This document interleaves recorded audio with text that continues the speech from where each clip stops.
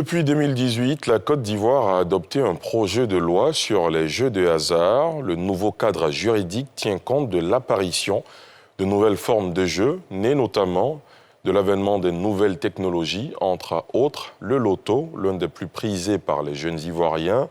Chaque jour, ils accourent dans les points de vente pour parier, parfois au prix de leurs dernières économies.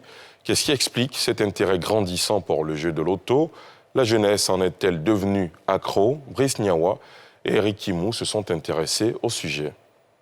En Côte d'Ivoire, le secteur de jeux de hasard est régi par la loterie nationale. Ils sont de plus en plus nombreux, ces jeunes qui jouent à des jeux de hasard, attirés par les gains qui leur sont offerts. Il y a un peu longtemps, ça peut valoir même 4 à 5 ans. Depuis avant de jouer l'auto Côte d'Ivoire, je vais jouer l'auto Ghana.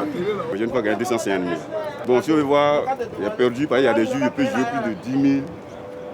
Si c'est sûrement dans 3 jours, 4 jours, on peut perdre 50 000, 2 jours, 3 jours.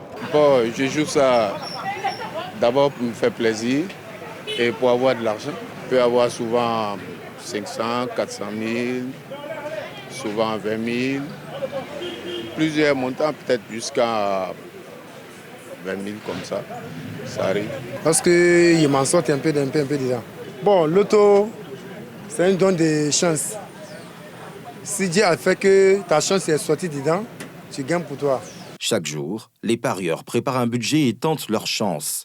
Une pratique à laquelle il est presque difficile de s'en défaire et qui pourrait s'apparenter à une addiction. Ce point peut jouer 7 000 par jour, ce point 10 000 par jour, qu'est-ce qu'il joue par jour. Si le jour qu'il n'a rien, il peut jouer 3 000, 2 000 francs. La justice est venue accro au loto.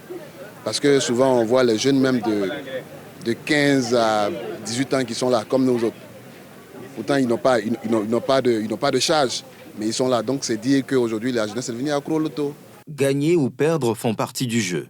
Mais tous les perdants n'acceptent pas toujours l'arbitrage. Oui, c'est vrai, parce que souvent, les résultats, jusqu'à 30, on dit le résultat sort. Mais on peut attendre quand même jusqu'à 11 heures, le résultat sort. Ils sont en train de trafiquer. Regarde, j'ai joué 24, 27, 54.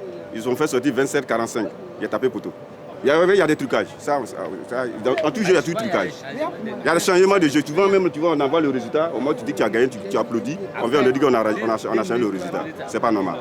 C'est à la base que tout se passe. Les joueurs viennent, moi, je ne fais que couper leur numéro. Puisqu'ils disent qu'il y a des trucages.